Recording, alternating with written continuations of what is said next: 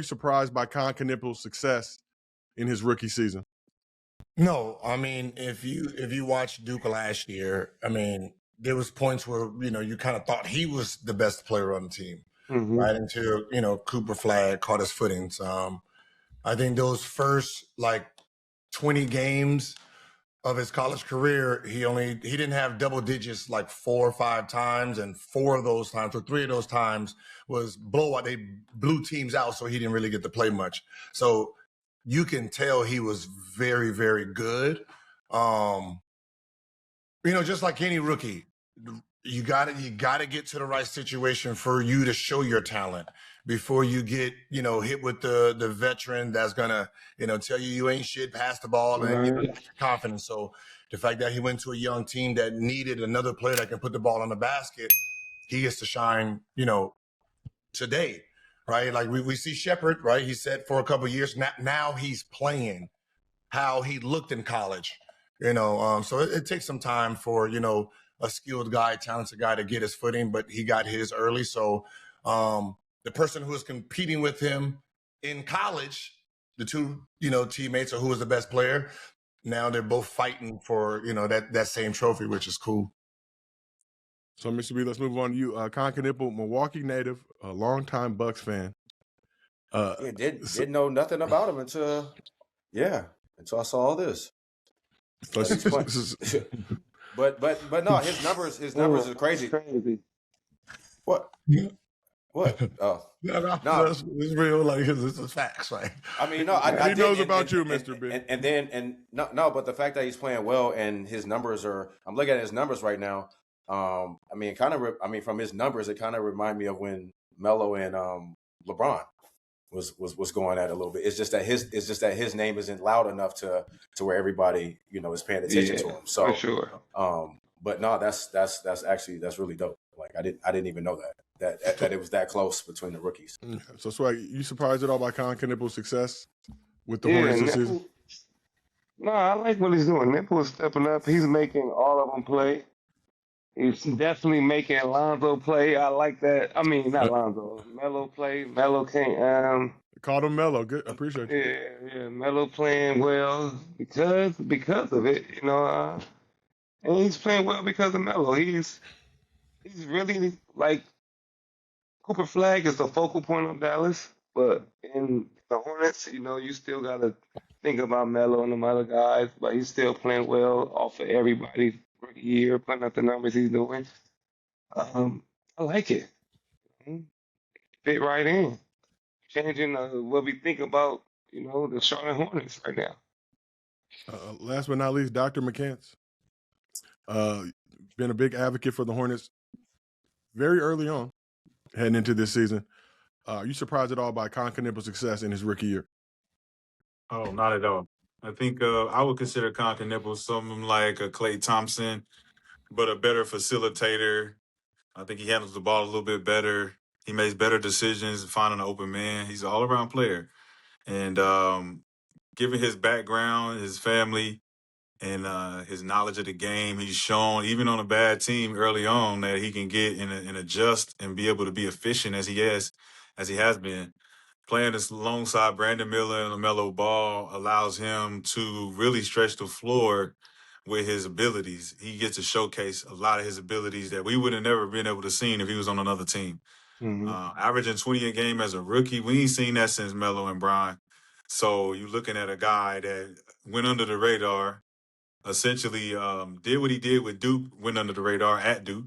But I thought he was the best player on Duke's team. That's why I didn't give a lot of praise to Cooper, because he wasn't really the best player on that team. I thought Knippel was the best player on that team, but he had the most potential on that team. That's the one thing Cooper did have over him. And I think as a player, he's been able to show that them two together on Duke made it very difficult for anybody that was playing in the ACC. And now that they've, Cooper had 49. And I think, I can't remember how much Khan had that day. Like 33 or something. Yeah, 33, 35, something like that. So being able to showcase their talent against each other, and Khan's been consistent the whole year, and he's been a contributor in their resurgence and the turnaround that they've had, and it's good to see. It's just good basketball that he plays, even on a team that's not talented as the top team. You can see the talent, you can see his intellect, and I love it. All right, well, let's shift it forward. Like you mentioned, like I said earlier, Cooper Flagg, Knueppel, both were at Duke last season, roommates, teammates. Flagg's still the favorite to win Rookie of the Year, but let's compare Flagg and Knueppel's numbers this season, just so we can see what it looks like for the squares that will be tasked with voting for Rookie of the Year. So Flagg's averaging 20.7 rebounds, 4 assists, 1.2 steals, nearly a block, while shooting 48% from the field, 30 from 3, 80% from the free throw line, in 34.1 minutes per game. He's played 49 games this season.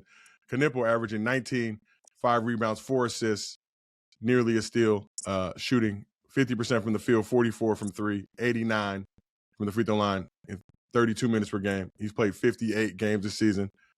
I know you don't care about team records factoring into the equation for individual awards, but the Square Media generally does. So Flagg and the Mavs are currently 12th in the West with a record of 21-36. They are 17-32 in games with Flagg. Con and the Hornets are 10th in the East with a record of 28-31. They are 28-30 with Con in the lineup. I believe he's missed only one game this season. Con currently holding down the top spot in the NBA rookie ladder, with Flagg missing the Mavs' last 4 games with a mild foot sprain. So that explains that jump. But Gil, if the season ended today, who's your pick for Rookie of the Year? I would give it to Cooper Flagg. And the reason I'll give it to Cooper Flagg is because he has the pressure of being a number 1 pick, the pressure of being great, the pressure of following, Luka Doncic, even though that responsibility was supposed to be for Anthony Davis. So the fact that he's out here with that much pressure, averaging 26 and 4, the number 1 option. I mean, he is the focal point to, stopping Dallas right now. I would say his task is a lot harder. So his 20 points is a lot harder than, you being the second or third option. But, the fact that Con is right there also as the third option is very impressive itself too. So I have Cooper, Flagg 50.5. Like if I have to do it today, I would say Cooper by 0.5 of my vote. By 0.5 of your vote. Yeah. Let's move on to Swaggy. But I mean, third option averaging 19 that's fucking impressive too. I would say the same thing. I got Cooper Flagg just because he is the focal point. The defense is designed to stop him. Came in with vets. And it's harder to come in with vets than with younger players. You could get discouraged very fast. They tell you to pass the ball. You thinking too much. Came in with the pressure of trying to be a point guard, changing his game, and still was able to overcome all that. Averaging 26 and 4. Knippel, get a chance to. The focal point is on Melo. Then you probably go Miller, then him, but it's still impressive. What'd you say? Oh yeah, it's still impressive. But I'll go Cooper Flagg, just for this. But what Knippel's doing is still impressive. Con Knueppel, now known as Knippel in Gil's virtual arena, presented by Underdog. Mr. B, let's move on to yourself. You had to Can pick y'all still see me? We can see you. We can hear you. Oh, all right. You were showing up twice. If you could pick a Rookie of the Year at this moment, season ended today, who is your Rookie of the Year between Con Knueppel and Cooper Flagg? I'm gonna definitely have to go with Cooper Flagg. But I mean, his numbers. I mean, I didn't even know the kid numbers was like that. I mean, like I said before, it reminds me of this Melo and LeBron thing. LeBron was just way more popular, but Melo also was putting up numbers, and his team got to the playoffs too. So, it's just one of those things. But I would just say Cooper Flagg. Last but not least, Dr. McCants. Season ended today. Who would be your pick for Rookie of the Year? Well, given what Gil said about Con Knueppel being the third option, averaging 20 or 19, I believe Con's trajectory is a lot harder. Being able to do what he's doing at almost 50, 40, 90. Having them on a win streak, being the third option and not the first option. So to me, it's the hypothetical of imagine what he would do if he was the only person on his team type shit. And I believe the consistency is there. He's been consistent. He's been very consistent.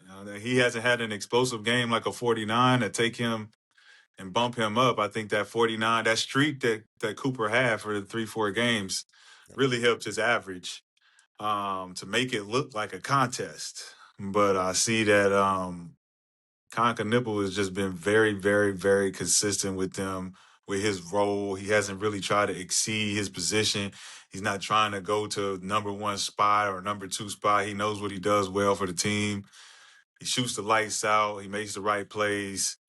And a lot of people said that Melo deserved that Rookie of the Year award back then, given the fact that they were able to go further. And Melo was fucking Rookie of the Week or Rookie of the Month for the whole season, I believe. I think he won all of those Rookie of the Month awards, or I think a week or a month, I think.